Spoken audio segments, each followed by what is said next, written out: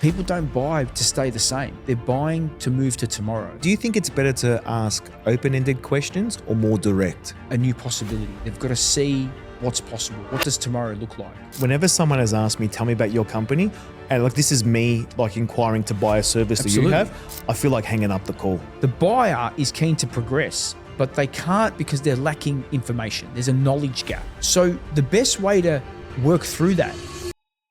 All right, in this episode, you're going to learn how to ask better questions. Well, this is something that we can always get better at. So what is the one question that you think salespeople just must ask in every sales discovery call? I think a future state question, right? And a future state question around, in the next 60 to 90 days, if you had a magic wand, what would your business be doing differently? Is probably a really important question. A lot of salespeople don't ask. They don't ask that future state question. And a drill down. And if you're not able to achieve that, what would be the impact on your business and your strategy, right? Something around that. Now, there's so many ways you can ask that question, Dave. And let me talk you through why asking future state questions are important. Is because organizations don't buy what you do, they buy the outcome you help them achieve. They're buying change, right? And in order for them to get to that point of acceptance that they need to make this change, they've got to see a new possibility. They've got to see what's possible. What does tomorrow look like? And they've got to have real clarity over tomorrow, right?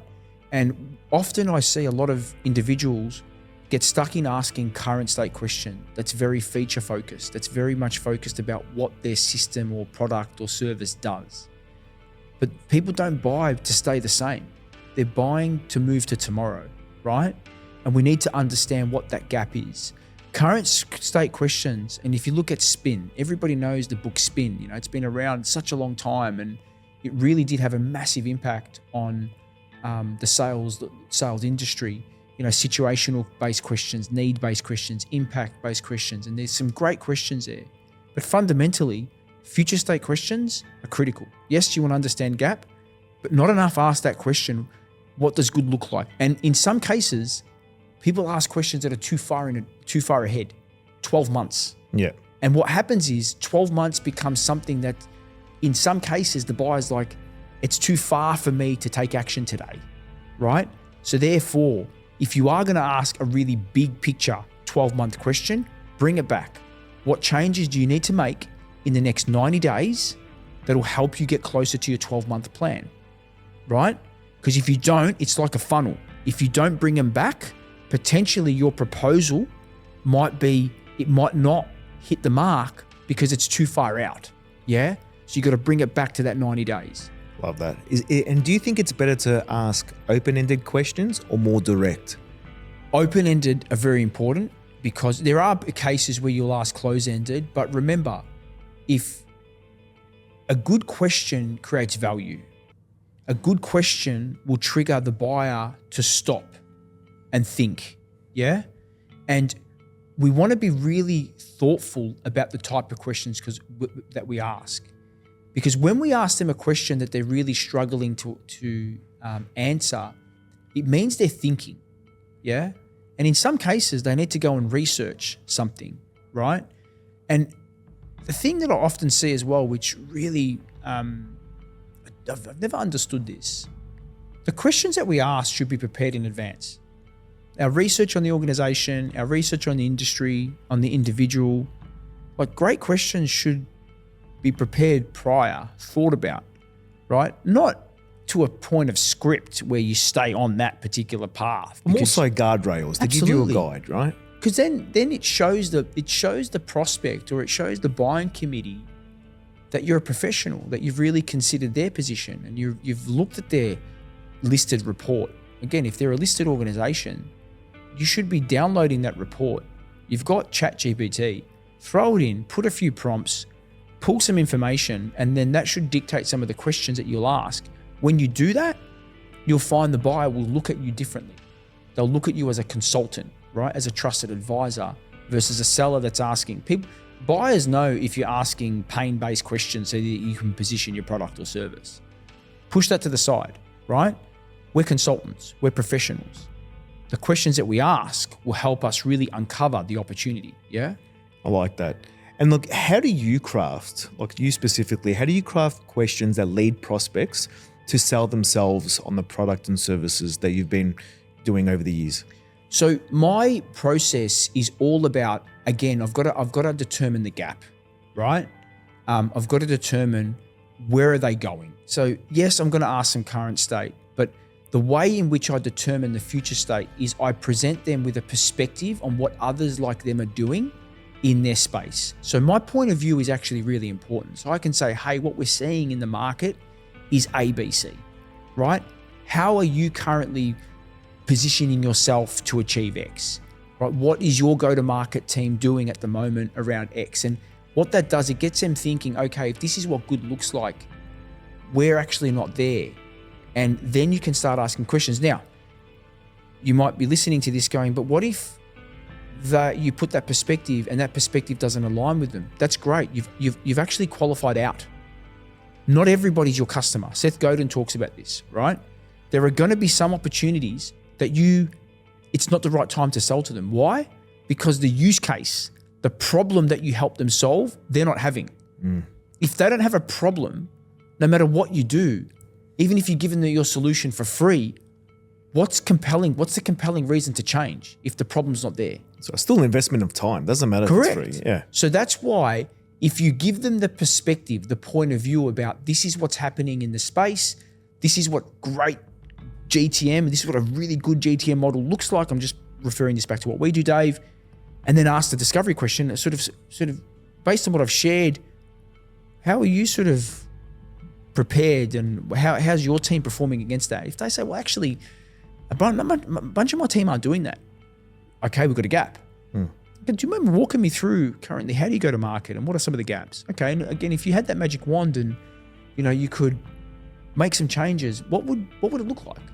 Walk me through what the success looks like in 90 days, 120 days, right? And then once you've started to get that current and future state, now you can start to build your business case. Yeah. I like that. And there's something I want to talk about here, which I think you're really good at, not to blow smoke because your head's big enough. What's the one way to turn a buyer's objections into a powerful follow-up question? So again, I think often, and there's two schools here when it comes to objections. I remember early in my career when I was doing some training, we were taught to manage objections and how to overcome objections and blah, blah, blah, and using techniques. And that feels icky, yeah? Yeah, but I learned during my career that actually a true objection, because an objection is a request for more information before I purchase. There's an information gap.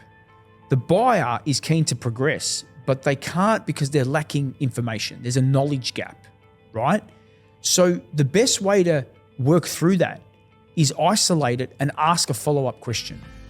Because if you don't clarify what the objection is, if you don't clarify what the information gap is, I can't then give them that knowledge. I can't educate them on that particular question. It's a reframe, right? So it's like, Correct. If there's something about an objection, you can reframe it as what would make you feel more confident to move forward. Absolutely. Or look, and Chris Voss in Never Split the Difference talks about a one way to work through objections. When you should never respond to an objection straight away anyway, because often it's like an iceberg. It's the surface. It's not the true objection. It's sitting underneath the water. You got a little framework for this. Yeah, Do you want to absolutely. go through that? So I always say, look, thanks for sharing. I always appreciate when they come up with a question, or an objection. If there's any tension, I say, look, thanks for sharing. Completely appreciate that ABC is causing you a bit of concern. Hey, do you mind me asking? Outside of that, is there anything else that's causing you concern around X? 9 times out of 10, they say, well, actually, yeah. So if they say if it's price, right? If you isolate price for a moment. Is there anything else concerning you about what we've discussed today? They say, well, actually, yeah, I'm a bit worried that my team might not have the bandwidth to execute. Price isn't the barrier, Dave. It's they're worried about execution, or they say, well, I'm a bit unclear about what the project plan looks like. So I don't know what time commitment it's going to be for my team. Okay, now they've let us know that we haven't given them a clear roadmap of next steps, right? So again, we run the risk. This is why when you respond to an objection, you've got to be calm. Don't stress. It's not a deal killer. It's actually a good thing, right? hear what they say. Look at their, especially if you're in face-to-face, you can see if there's any negative energy happening. But always asking a follow-up question is pretty important. Yeah. And it's across every stage of the sales process. Yeah. And on the flip side of that, right? So we're talking about, the right sales questions, how to ask better ones.